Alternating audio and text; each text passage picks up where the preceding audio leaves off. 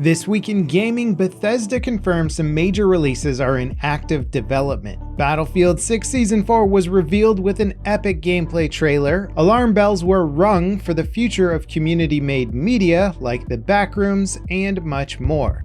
Bethesda's executive producer Todd Howard confirmed in a lengthy press release today that the studio is in production on multiple highly anticipated games. The Elder Scrolls 6 is currently their main project. Howard acknowledged the long wait for the new game in the franchise since Skyrim's launch 15 years ago, saying, "With over 65 million copies sold, players are still exploring Skyrim 15 years later, but we know it's been a very long wait for the sequel."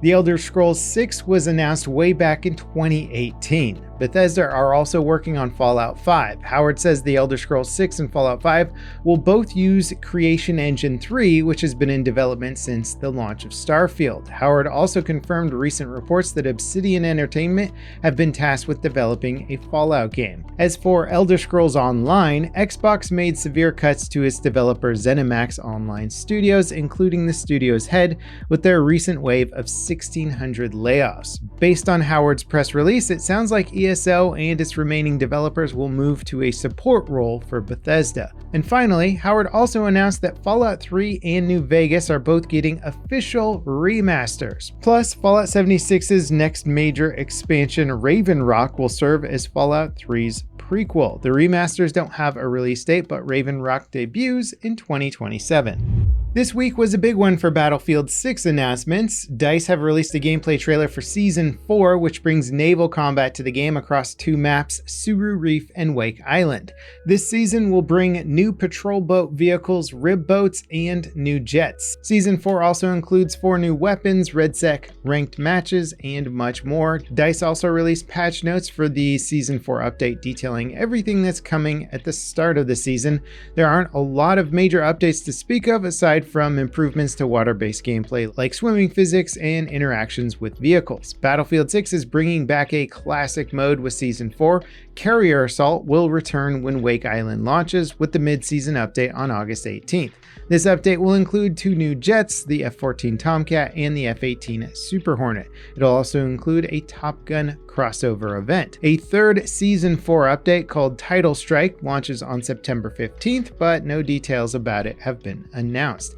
As for quality of life updates, Season 4 will introduce spectator mode. Proximity chat hasn't been mentioned in any of the Season 4 info yet, despite it being included in the game's official roadmap for Season 4.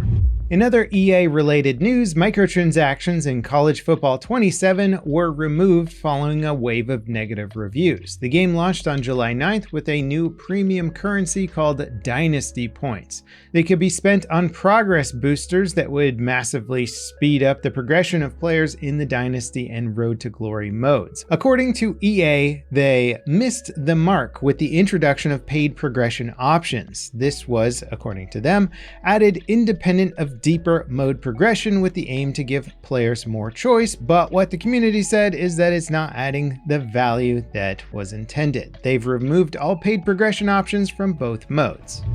Call of Duty fans were excited to see 2 ports of iconic games from the franchise's history launch on PlayStation 4 and PlayStation 5 this week. Black Ops 1 and Black Ops 2 both launched via the PS Store for $40 each. Unfortunately, both games are direct ports, including all of their original exploits. Players using those exploits have been running rampant in both games, doing things like maxing out their ranks, giving themselves enhanced perks during matches, hacking, and killing all the players in a match instantly.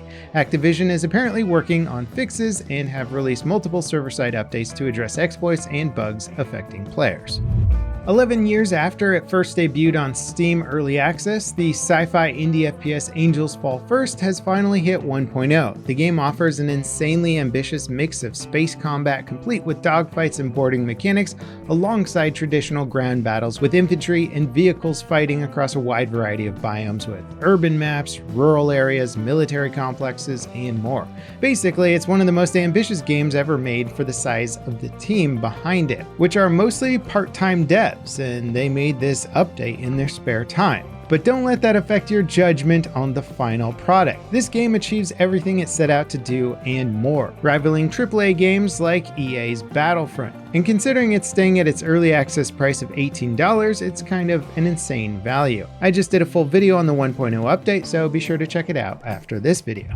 The early access co-op animal husbandry smash hit game Palworld also hit 1.0 recently, leading to player counts that briefly overtook Steam's top games like Counter-Strike 2, Dota 2, and PUBG. It hit a staggering 857,000 peak concurrent players this week following its 1.0 update. And while it's still not quite as impressive as its original early access launch peak player count of 2.1 million players, it's still a huge accomplishment considering that the game's already 2 years old and it's been averaging around 50,000 concurrent players since May of 2024. Kane Parsons, the director of A24 smash hit film Backrooms, stepped in this week to prevent the studio from waging war against fan art and independent media, after an artist and several mobile game developers were hit with automated DMCA claims related to Backrooms. Parsons contacted the studio on behalf of concerned fans. A24 quickly reversed the claims, stating that they had been issued mistakenly by an automated system. Now, the whole concept of Backrooms is part of a larger tradition of community-created internet media. The concept began as an anonymous 2019 photo posted on 4chan before spreading through collaborative fiction, fan art, YouTube series, Roblox experiences, and indie games such as Escape the Backrooms, Inside the Backrooms, and The Complex Expedition. Kane Parsons, or as he's known on YouTube, Kane Pixels, original found footage video alone received roughly 90 million views, and Steam now contains hundreds of Backrooms related projects. The reason why this story is interesting is because it shows how a large studio could easily try and take ownership of something that was otherwise, for the lack of a better term, open source for community use and development. Anyone can take the Backrooms concept and make their own media out of it and even monetize that media, just as A24 did. But with a big studio now thinking that they have ownership over all or at least part of the concept of Backrooms can make things legally tricky. Personally, I think it would be quite difficult for A24 to make a claim to the Backrooms genre or IP, but because it's sort of a community established brand, it might actually make it challenging for, well, the community to put up a legal defense.